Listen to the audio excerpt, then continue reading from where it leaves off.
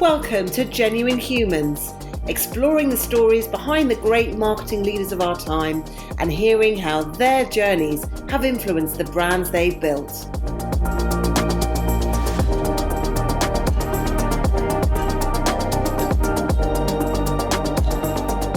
Brought to you by The Social Element, here are our hosts, Tamara Littleton, CEO and founder, and Wendy Christie, Chief People Officer. Welcome back to Genuine Humans podcast, and I'm here with the fabulous Wendy Christie, my co-host. Hello, Wendy. How are you doing? Hello, I'm good, thank you. How are you? Very good, very good. And today I'm a bit excited because we are joined by Sally Henderson, and Sally is very well known in our industry. She's a high-stakes leadership mentor working with senior leaders and teams, and I want to know all about that, Sally. So welcome, Sally Henderson. Oh, thank you both. I've been so excited to do this talk with you and conversation, so I'm just delighted to be your guest. Fabulous. Well, first of all, do you want to just get a bit more of a flavour of what you're actually doing and how you work with your clients? Yeah, I'd love to. So for me, the real joy and challenge comes from really working with the senior leadership team and top senior leaders of a brand or well-known creative agency. And the reason for that is because actually those people often get the least love. You know, they're there to make sure all the wheels turn, no matter what the crisis, no matter what the challenge. They often look after themselves last, which I absolutely don't agree with Simon Sinek on that.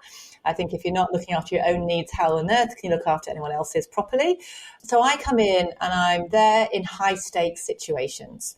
So for me, there's some jeopardy in the room. There's some change that's really valuable, not just to the organisation, but also to the growth and career success of the leaders and teams that form that organisation, where there's urgency in the room. You know, we've got important work to do and we've got to get rubber on the road quickly. And also we just have to help these senior leaders to cope better with what are sometimes the most ridiculous requests on the shortest of timeframes at the highest levels of challenge and worry. And to me, it's just madness to expect such leaders to always have the answers and cope by themselves. Because I liken it, although it's a cliche, and forgive me because we'll find on this chat I am quite the queen of cliches, but when you get those Olympic athletes at absolute peak performance, they are only at peak performance because they've got the dedicated team of specialists invested in their talent and their unique needs. And it's just the same with a leader. You know, you can have the best talent on the earth, but if it's not being supported, nurtured, challenged, and developed in the right way, it is never going to reach its potential. So what I do is I come in at these high-stake moments. Perhaps there's been an merger and acquisition. Perhaps the company's changing. There's been new leaders come in. The team has to upskill. Or just, the new CEOs come in and it's, hang on, shall we just help you with this massive challenge that's ahead of you where you've got no grace period to learn and we're all expecting you to solve all the biggest problems that we haven't solved before you. So I come in and I look to always make my work two things. It's got to be bespoke. Mm-hmm. I'm passionate that every single bloody human on this planet is different and unique, and so are the cultures, so are the businesses. So I'm always coming in assuming I know nothing, because by that way, I'm really learning what is my client telling me, and perhaps quite importantly, what are they not telling me? Because my role is to help shape that brief, not take it and deliver it. And then what I do is I apply a beautifully structured program called the Real Method, which is my own proprietary program I've created, just to signpost and make it easier for clients in senior roles to learn in the most effective and enjoyable way. So it's all under a philosophy of smart, simple, because my clients are busy enough already with lots to think about. And I then think, right, what can I take from that model that I know works, which is equipping the clients with a toolkit, both practically and emotionally, so they can excel when the stakes are high. But what do I need to bring that's unique? You know, what's my biggest power along with my structure is my intuition. Mm-hmm.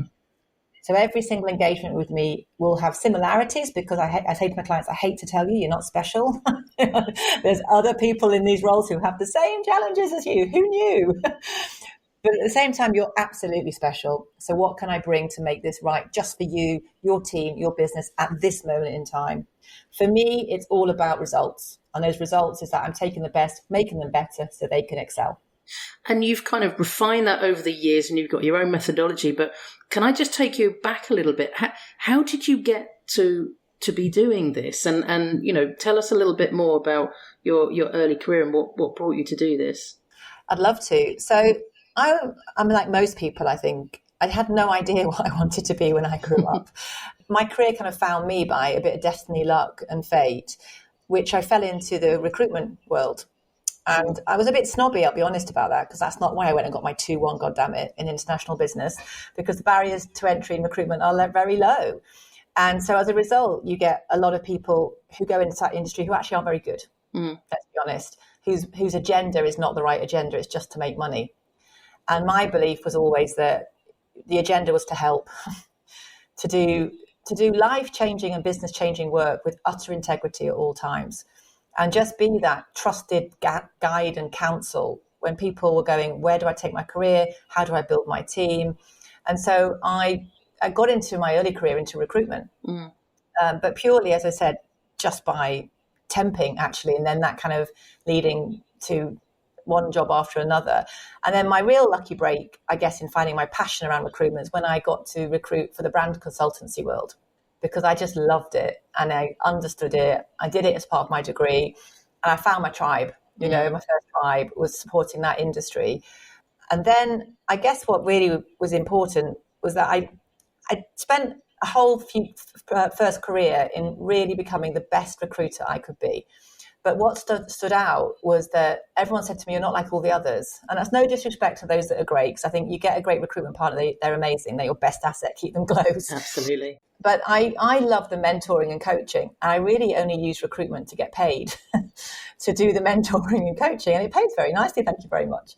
And that also led to me having my own company in recruitment, where it's called the Career Company, and I built my own methodology. I joke that I'm a frustrated planner meet psychologist. I'm all about methodologies and techniques. And I built a business called the Career Company over 7 years, which I put my heart and soul into. And I made every entrepreneur found a mistake in the book. And although technically that business had a lot of success, we were a market leader in our field, we were trusted by the best brands and the best talents, and the phone never stopped ringing. So in a way, you were like, what's your problem, Sally? That's a really successful business. And it was. But I actually wasn't happy, Tamara. Fundamentally, I never wanted a recruitment company. I only did it because I couldn't find my passion. And I had to be brave enough to walk away from that business. You need that passion. You absolutely need that passion, because it catches up on you if you don't. Yeah, so my passion, well, I fell into recruitment by mistake, and then that never resonated with me. I was like, hang on, shouldn't I have this beautiful career that goes with my degree and all those years I studied? And recruitment was never my choice. So here's a fun fact. I got myself fired way back in the day because I got stuck in success. It's what I call stale safety. And I'd been headhunted by every competitor, but I knew, which was great. And my ego was probably a little big. I was in my 20s, look at me, cock of the north, only down south. And it probably just got a little bit too big for my boots. And so before I set up my own agency, I actually told every man and his wife how unhappy I was at work because I was too scared to move. I got stuck. So like a little self-sabotage, is that right? Oh my God, with the biggest sticker on it, utter self-sabotage, which I would never do again. And I would counsel people, it's probably not the wisest way forward. Because I didn't know what I wanted to do, I became paralyzed by indecision. I knew I had to break it, but I wasn't brave enough to break it at the time because I genuinely hadn't a clue on what that career path should be for myself. But I kind of knew it wasn't recruitment, which is why I didn't want to go work for a competitor. And I actually had no intention of setting up my own agency. And it taught me a lot about how not to exit someone from your business. And, that company was quite interesting. And there was lots of reasons why I left or got myself fired. But it devastated me at the time. It absolutely devastated me because this was also back before it was cool to get fired. This was, my grey hair. It was a shock. And it was quite embarrassing as well because also I didn't have control. I gave, this is a bit of a cliche, I told you I was a queen, I gave my power to someone else. And that was the biggest error, I think, in setting myself up for great change. But then I went to scratch the itch of working in management consultancy. So I worked for an organizational design consultancy thinking, this is why I got my degree, to work as a management consultant. And you know what? Although it was the most lovely company I worked for, amazing people, they picked up the bruised and battered me and gave me a home for a year. I just was a bit bored. I missed the agency life. I missed the pace. I missed the commerciality. I missed the deal making. I missed the kind of fizz of recruitment. It's a very energy, bubbly, diverse job. And if you do recruitment well, oh my God, you've got to have so many skills under your belt. And I missed using the diversity of that skill range. And so I recruited my best friend into my job who'd been made redundant, so I knew she'd be better than me. And I gave away my safety net of income security, again, thinking, I really don't know what I'm going to do. But I thought, I can't find the job I want, so I'm going to have to just go back and do recruitment. And therein lies the language, go back. You can never go back. Yeah. That's why I think I never loved it fully. And I only did it for 7 years because I actually never wanted to set up a recruitment agency. I only did it because I was good at it. I loved the people. I loved the industry. I could make great money. And I thought, sod it. If I can't find someone to work for, I'll just have to go and do it myself. And so I set up my own recruitment agency, little me, in a really little kind of corporate, boring office opposite King's Cross, and then just built it from the ground up and really was proud of it, actually. And the name, I did all of it, the naming, the branding, the website. Well, I got a branding person to support me, but I came up with the whole identity and I built it from the ground up. But here's where I made all the mistakes. My ego, my self-worth, and my whole identity was utterly entwined with the career company. And I had no off switch. I didn't really have a social network outside of my industry. So there was always maybe a bit of an agenda with people I was hanging out with because I was a headhunter. So I could maybe be of use at some point. So I think I had a lot of great relationships, but I didn't leave space for those purely private relationships. And I think I just ultimately got to the point when I had my first child. My husband came to work with me in the business, and that's a whole other podcast tomorrow. Working with partners, yeah. He came in and we got married. We had our first baby a lot earlier than we were expecting. And I also had this epiphany when my son, who's now 14 and 6'2", when I had my son as a baby and the business wasn't ready for me to go on to maternity, I just had this almost look down a 10-year road and thought, I don't want this. And if I'm doing this job in 10 years, I'm going to be a bit of a bitter, stuck, kind of unhappy person, which you sometimes meet in the headhunting world where their career hasn't grown because they've been building everyone else's careers and they just get a bit stuck as a human. I thought, I don't want that to happen to me. And actually, this business is bloody hungry to feed every month financially. I've now got my baby. My husband also worked in the company and he and I were talking. He wasn't happy either. And I just thought, I'm not doing justice to the lovely people who work with me because I'm not being a great employer because I don't actually want the business anymore.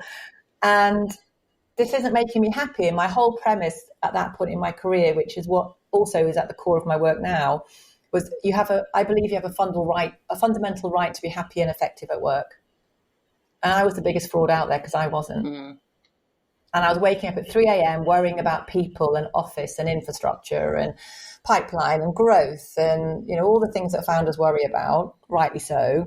But I wasn't having much joy. And my success wasn't making me happy. It really wasn't. I didn't feel fulfilled. I'd just outgrown the business.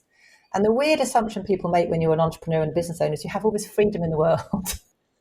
And oh my God, you have none. Because at the end of the day, it's always down to you to make decisions. You can only have freedom if the business allows you. And I just thought, I don't want this business anymore. And I've taken it as far as I want to take it. And it's got a lovely bit of equity cash-wise in it. I don't want to sell it because I don't know what I want to do. But I just know the right thing is to stop it. And it was the hardest decision to ever make, to actively kill something I'd spent 7 years of my entire life, had put my entire being into, and technically was really successful.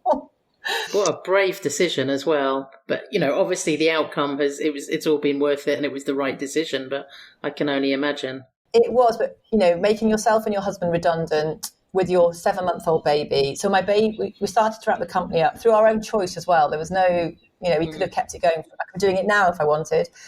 When Hugo was 7 months, we were deciding to wrap the company up. And I'll never forget, I got a lovely HR consultant in. So we did everything properly, very ethically, looked after everyone to the best of our abilities. Wanted to be, the best employer to the end in terms of looking after people and looking after the clients and, doing right by everybody. But I didn't go on maternity till Hugo was 10 months old. Oh, gosh. Oh, goodness. Yeah, not emotionally, not practically. My NCT group, I used to rock up and I was always on a phone call. I was always like, And it was exhausting. And actually looking back, don't know how I didn't fall over, and just because I'm also a first time mum. So yeah, it was incredible clashing of worlds. And I remember going to make everyone redundant, which is also terribly painful, distressing for them. And my mum rang up and said, Hugo won't take his bottle. And I went, he just has to, Mum. I cannot go there. I can only do this. So bless, she had to cope with that. But yeah, when we did come away, I don't want to glamorize it. I think, in all honesty, if I'd known how difficult it was going to be to do what I ended up doing, would I have done it so glibly? I'm not sure. Not glibly, but, so fully, so completely. But then that set me on the path to, okay, I've done the recruitment thing. It's not going to be my life work. What is my life work? Because I didn't know the answer to that still.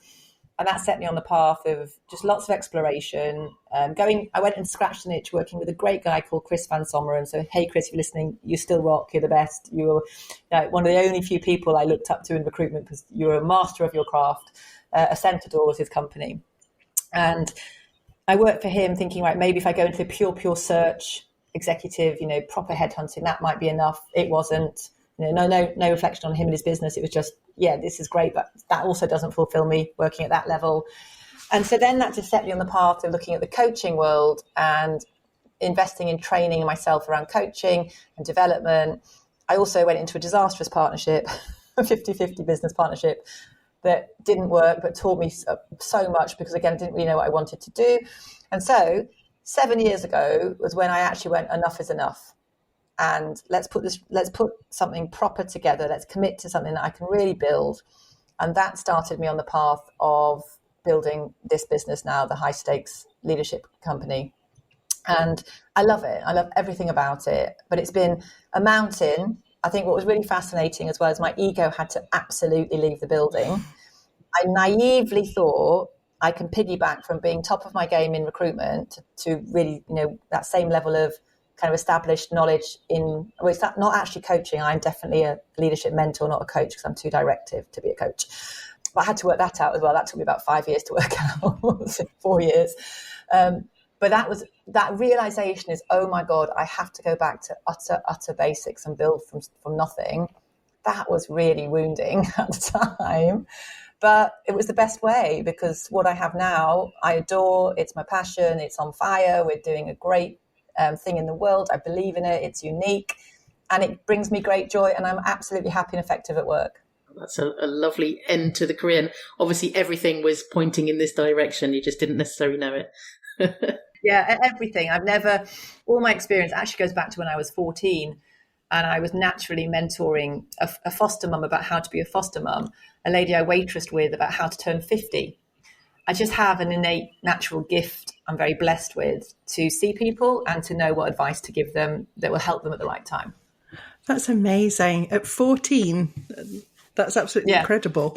Well, can we go a bit back further, even further than that, actually, and talk about what you were like as a child, and see if we can work out how that's influenced how you've ended up where you are in your career so far. So what were you like as a kid?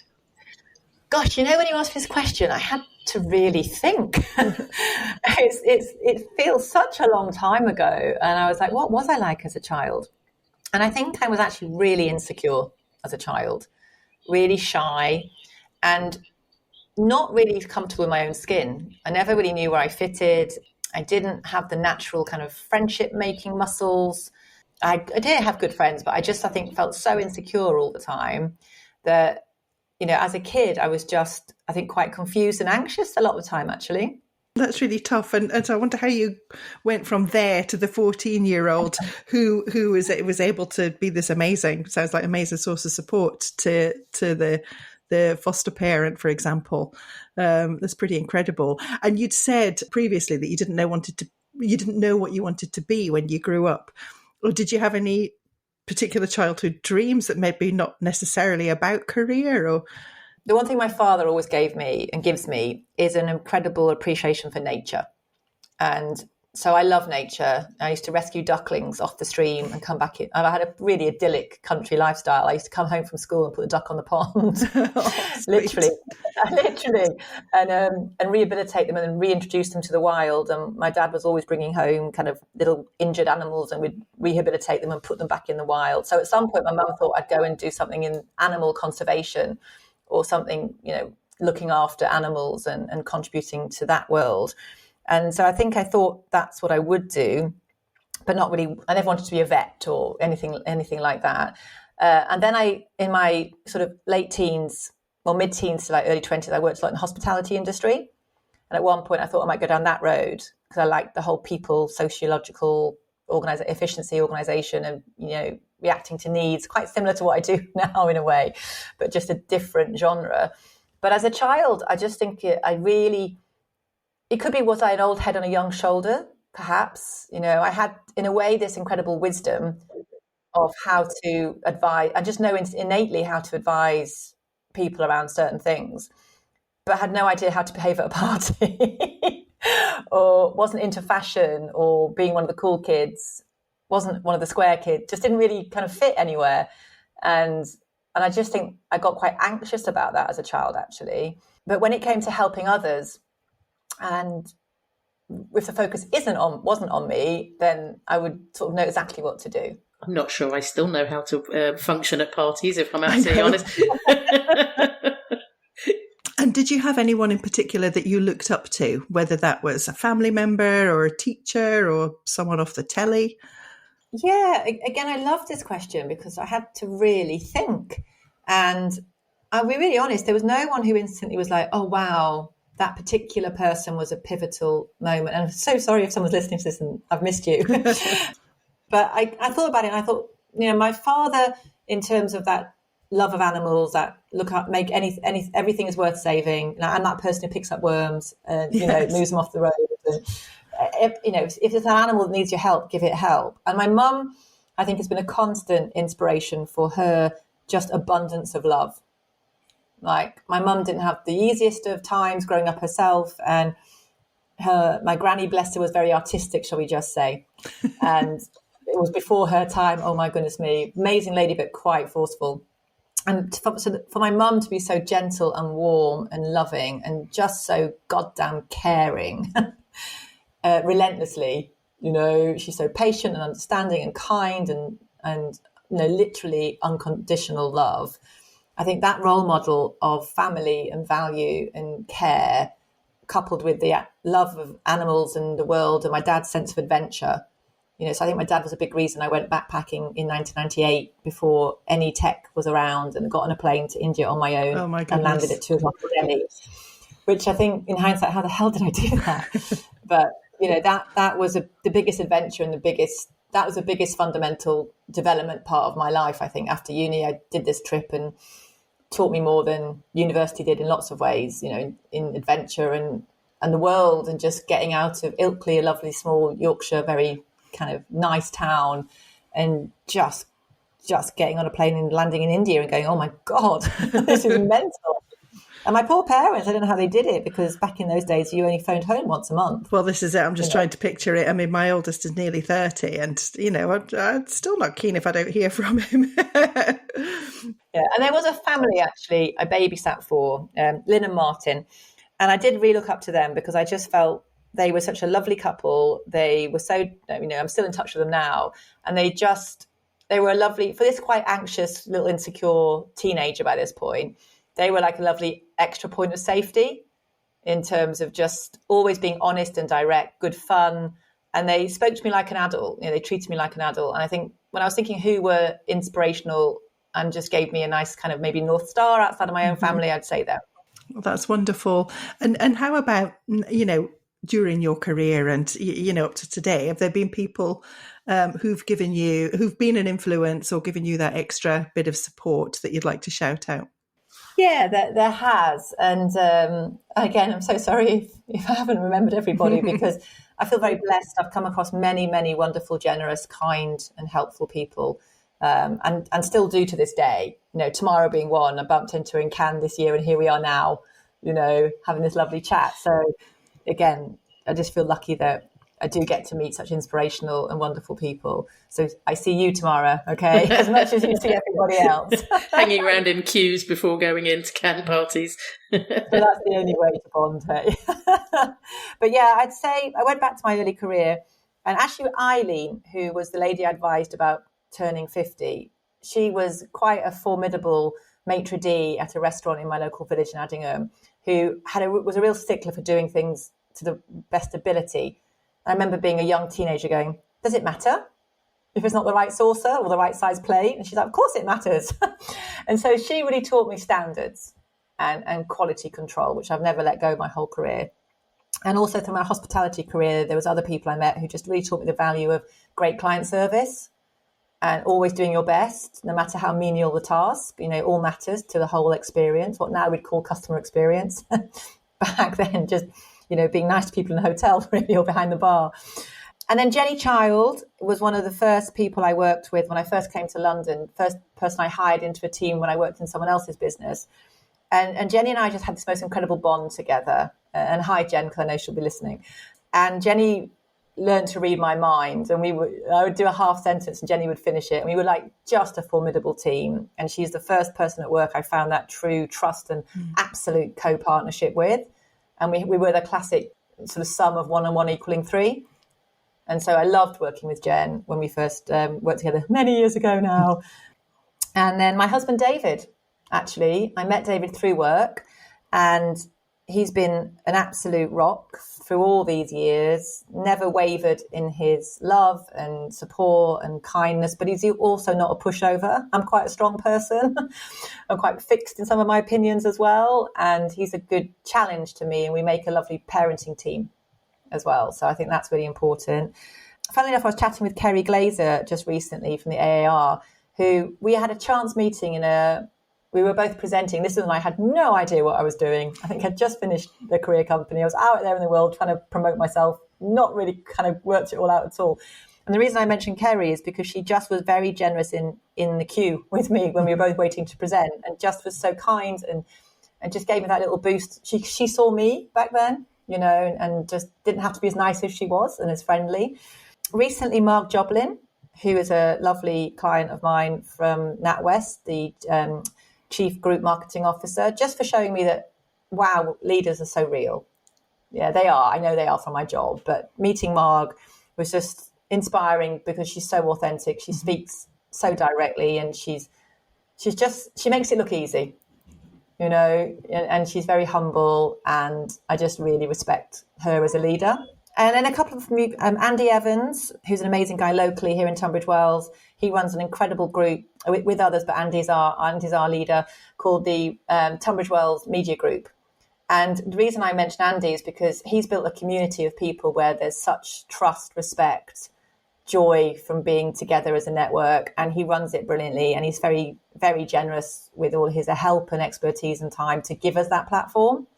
And he and I have just been very supportive to each other's journeys at different stages, and we've become buddies, so getting that friendship at that stage and meeting through work, but also just that camaraderie. Because being on your own, being an entrepreneur can be very lonely.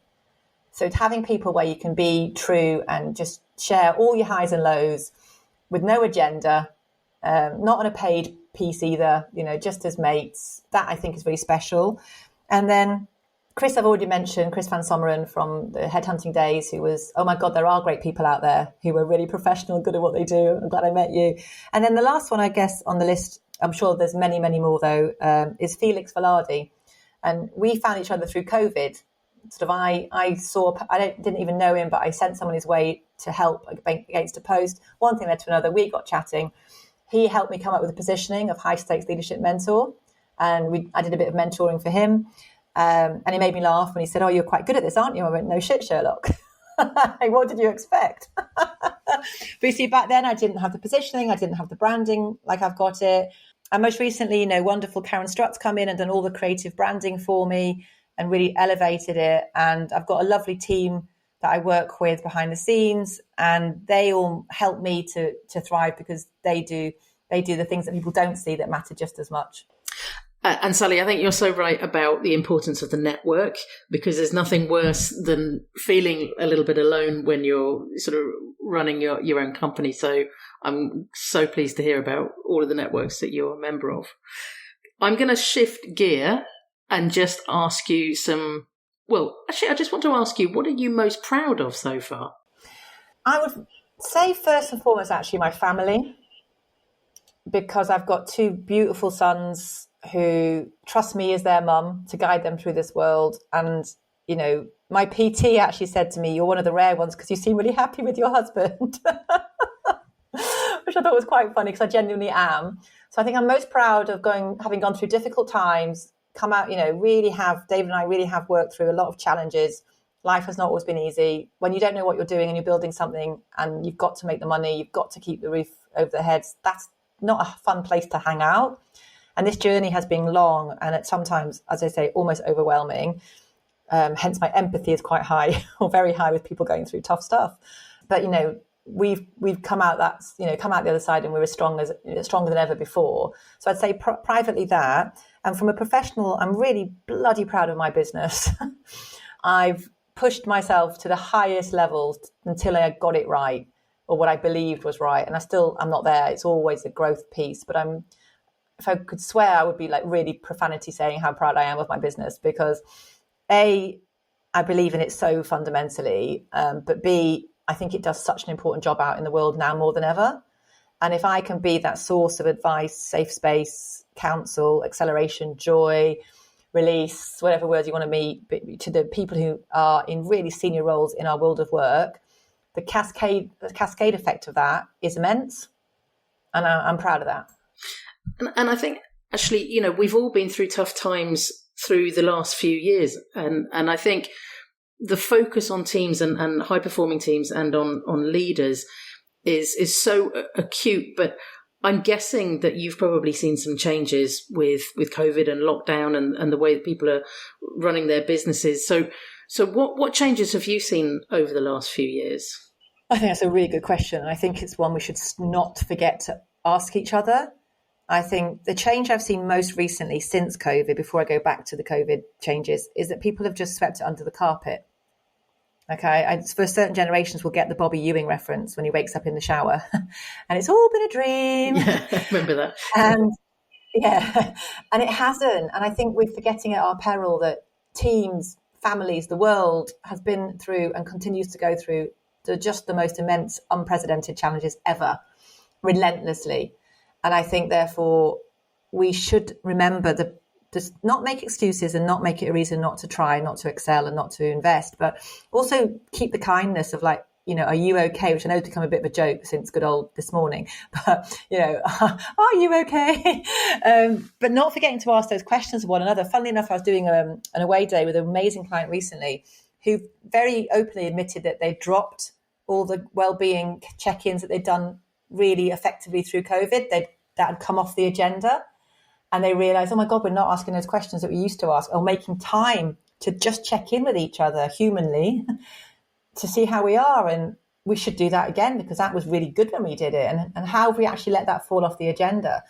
So I think emotional calibration is something very current I'm seeing out in teams, as well as what even is a team, which not to sound too profound, but I ask my clients, can you name the role of the senior leadership team today? Can you name its role, its purpose, its North Star, and link that to a benefit? And normally they can't. Because in COVID, the role of the senior leadership team changed. It became crisis control. It became, risk avoidance. It became care for people. It became a battle to just goddamn survive. Yeah. Now, it's not that mode now, but have people really clarified, going into the end of 2023, beginning of 2024, what is the role we believe our senior leadership team should be fulfilling? And then what is everybody's individual role in making that work brilliantly as a team, so that 1 + 1 = 3 thing happens from all being part of a team? So I think there's a whole piece around, do we even know what a good team looks like these days? Ways of working is still sporadic. There's no norm. There's nowhere to hang your hat up or against. It's still very unknown. And I think the thing that I saw that really derailed people, and is still, I think, having lasting impact on energy reserves and resilience, is the smashing together of worlds. So back in the day, even if you hated your commute, it was a transition ceremony. And it was something you did to go from one way of working back into the home and get your emails done. And just it might be horrific stood up on a train, but you did at least have that time in theory if you wanted it. Whereas in COVID, especially with homeschooling, if you have children or young children you can't negotiate with, you open the door and it's like, wham, straight in your face. You're suddenly having to cope with all of your domestic stuff, having not even decompressed from your work stuff and vice versa. And the relentlessness of Zoom, the fact that it's quite fun. Well, it's not funny. People, including myself, if we're 2 minutes late, we're like, I'm so sorry. So sorry, I'm 2 minutes late. Oh God, yeah. And it's like the equivalent of 10 in the real world. It's like, it's 2 minutes. We're okay. And people are being put in these back-to-back Zooms. So they're not even getting to move rooms or change up anything. And I think the pressure and the intensity is just not sustainable. And we haven't had to invest enough time, energy or resource to work out what's new and needed now, because we're not having a global pandemic forcing us to change ways of working again. So I think there's a real problem that's building behind the scenes of going, how are you setting your teams up for success in ways of working? And no one has the answer with that. And how to keep I'm a great believer in actually you should have difference between your personal and professional identity. And that's fabulous. Like, why should we all be the same to everybody? That's a bit sad and bland. So I think also working out permission to not need to be on all the time. And also all these new techniques, I say new, forgive me, there'll be ones that are new and I'm not even referencing WhatsApp. It's not exactly new, is it? Slack. But, in my day, you just had a computer and you walked home and that was it. You couldn't even have a phone, really. Or the phone was literally just a phone, no email or anything. And now you're bombarded by comms and and the rules of engagement, again, are different. So if someone's WhatsApping you, that's got as much power, if not more, than an email these days. So can you ignore it? So I think just the relentless demands and intensity on leaders has changed since COVID and hasn't recalibrated in any better way. The emotional burden on leaders, especially CEOs, was huge in COVID because they had to suddenly look after themselves and everyone else to a much more different level. And also there was no one fit all, was there? Some people had a relatively good time in COVID. It worked for them. Other people had the worst, most horrific time in COVID. You got to look after that entire bandwidth in one organisation. So I just think there's so many questions that got thrown up by the disruption that people haven't prioritised in answering because actually they're not seen as fundamental, like emotion or calibration. So there's a challenge as well in teams of like, where does the role of employer start and stop? So I'm saying, look, an employer is not your best mate. And yes, you've got to look after well-being. Yeah, I'm not saying don't do that and care for your people. But I think there's a line when your job as an employer also stops and friends and family and different support networks step in. But I think, again, it's very difficult to work out what that line is. And it takes quite a brave employer to say, actually, we're not here to help you with those things because that's not cool. And then you could also have people call you out on that and go, you're an awful employer because you're not doing that.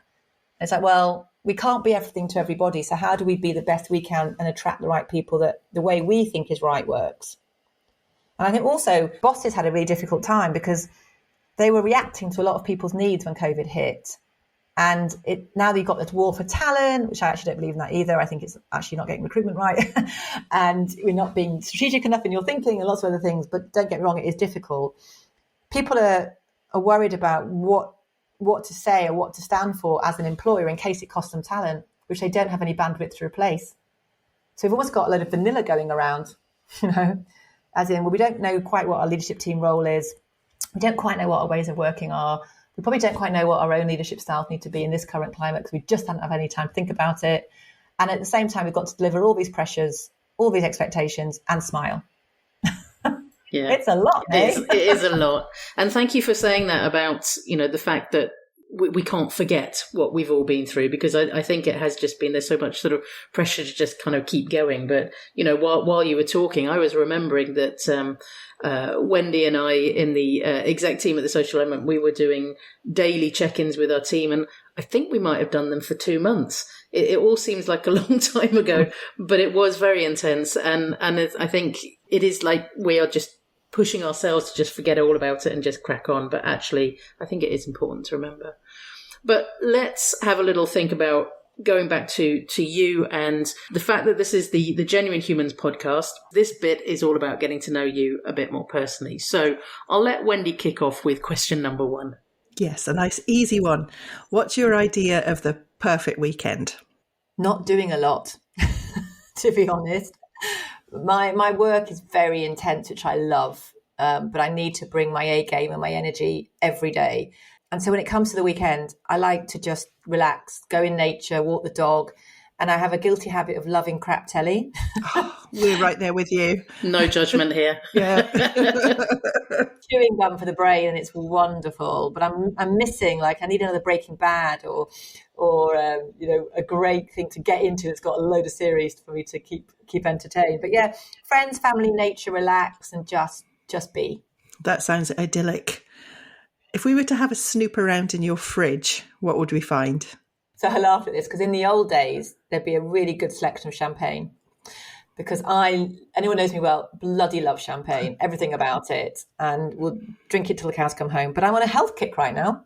So my fridge is reflecting that. And I've actually got a plethora of HelloFresh meets Planthood, whatever they're called, because I keep forgetting to cancel them. I've got way too many healthy meals that we can pretend we're cooking at home. And also gives us a good excuse to get the kids involved. And a bit of chaos because the fridge ends up getting a bit messy and, out of sync. And then I get that weird nerdy satisfaction from sorting it out again. Yes. What's one of your bucket list travel destinations? Oh, I've got 2. Okay. Can I break the rules? Yeah, of course.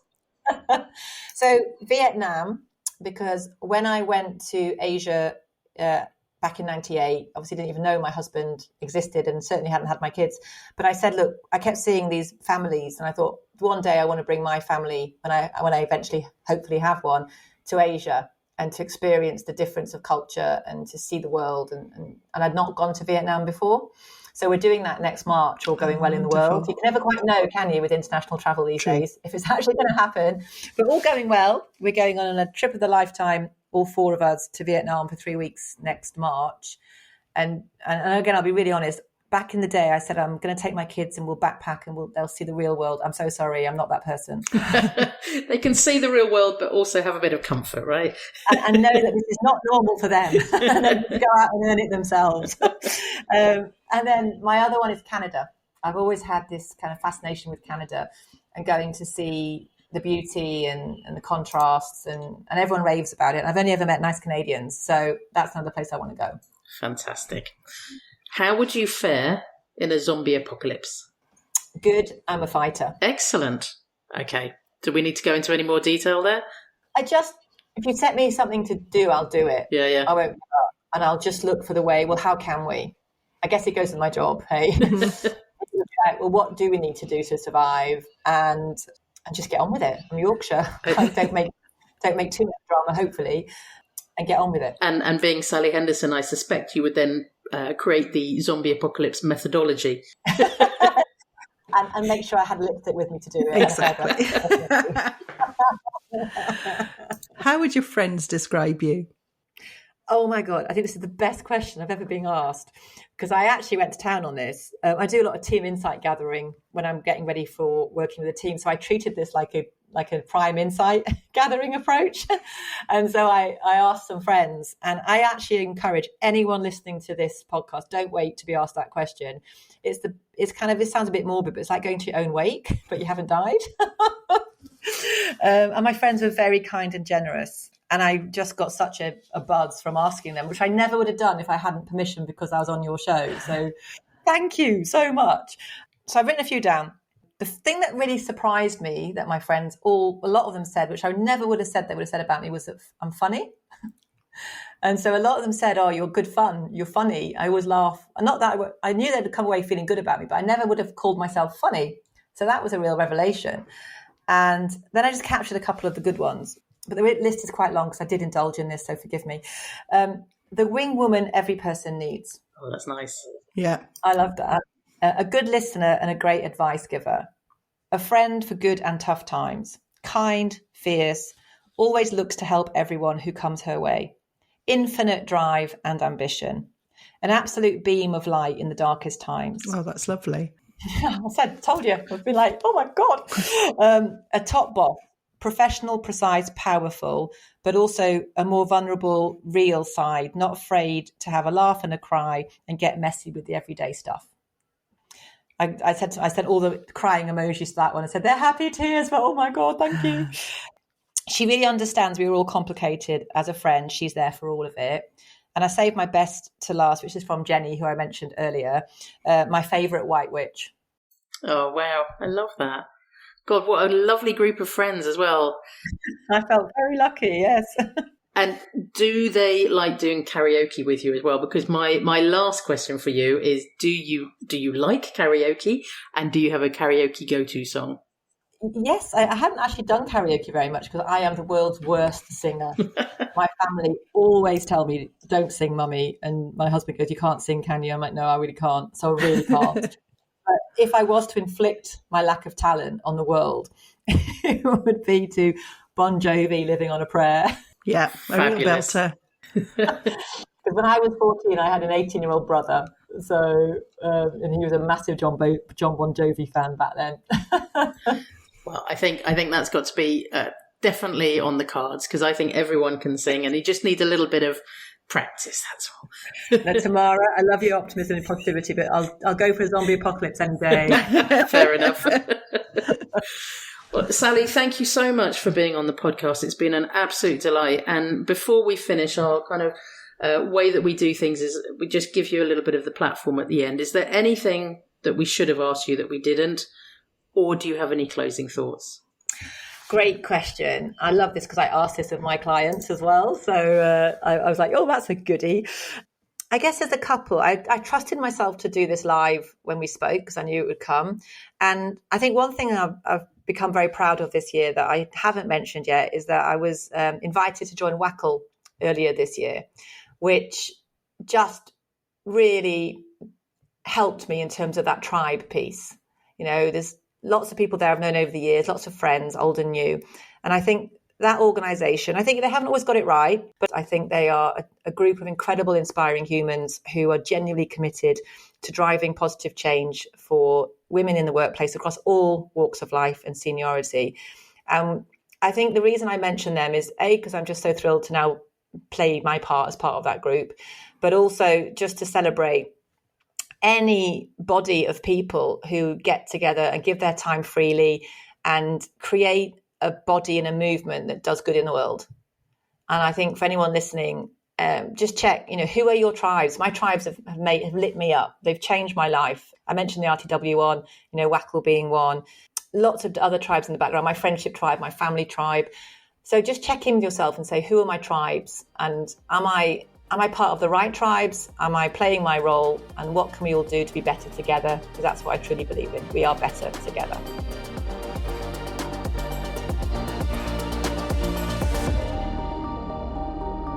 You've been listening to Genuine Humans, brought to you by The Social Element.